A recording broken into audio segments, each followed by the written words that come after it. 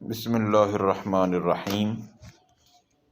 اس صورت کی آیت نمبر 15 میں اہل ایمان کا یہ وصف بیان کیا گیا ہے کہ جب انہیں اللہ کی آیتوں کے ساتھ تذکیر یعنی نصیحت کی جاتی ہے تو وہ سجدے میں گر پڑتے ہیں۔ اسی مناسبت سے اس صورت کو سورۃ السجدہ کہتے ہیں۔ حضرت سیدنا ابو ہریرہ رضی اللہ تعالیٰ عنہ سے مروی ہے کہ حضور نبی اکرم صلی اللہ علیہ وسلم جمعہ کے دن فجر کی نماز کی پہلی رکعت میں الف لام میم السجدہ اور دوسری رکعت میں هل اتی علی الانسان حین من الدہر، یہ سورۃ الدہر پڑھا کرتے تھے۔ حضرت سیدنا جابر رضی اللہ تعالیٰ عنہ سے مروی ہے کہ نبی کریم صلی اللہ علیہ وسلم رات کو سونے سے قبل سورہ الف لام میم السجدہ اور سورۃ الملک پڑھا کرتے تھے۔ اور سیدنا طوس تابعی رحمہ اللہ تعالیٰ سے یہ بات بھی منقول ہے۔ حدیث طوس اگرچہ موقوف ہے لیکن حکماً مرفوع ہے، یعنی رحمت عالم صلی اللہ علیہ وآلہ وسلم کا ہی فرمان ہے، کیونکہ فضیلت قیاس کے ساتھ بیان نہیں کی جا سکتی جو حضرت طوس نے بیان کی ہے۔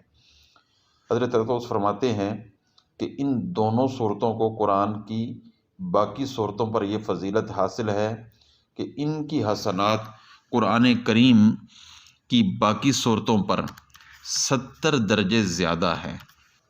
سامعین کے ذہن میں یہ سوال آ سکتا ہے کہ ایک طرف تو یہ حدیث ہے جو سند صحیح سے ثابت ہے کہ ان البقرۃ افضل سور القرآن بعد الفاتحہ، کہ سورۃ البقرہ سورۃ الفاتحہ کے بعد قرآن کریم کی سب سے افضل صورت ہے، اور ایک طرف ان دو صورتوں کو یعنی سورۃ السجدہ اور سورۃ الملک کو باقی صورتوں پر حسنات کے اعتبار سے 70 درجہ افضل قرار دیا جا رہا ہے۔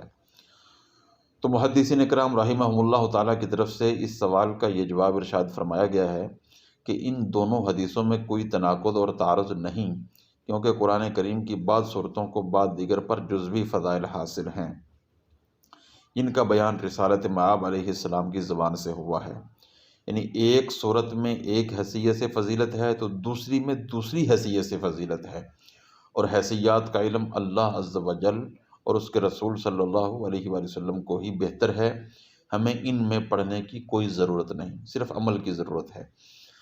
اور تفسیر روح المعانی میں در منصور کے حوالہ سے اس صورت کی فضیلت کے متعلق یہ بھی موجود ہے کہ سیدنا طوس فرماتے ہیں ما علی الارض رجل یقرأ الف لام میم تنزیل السجدہ وتبارک الذی بیدہ الملک فی لیلۃ الا کتب له مثل اجر لیلۃ القدر۔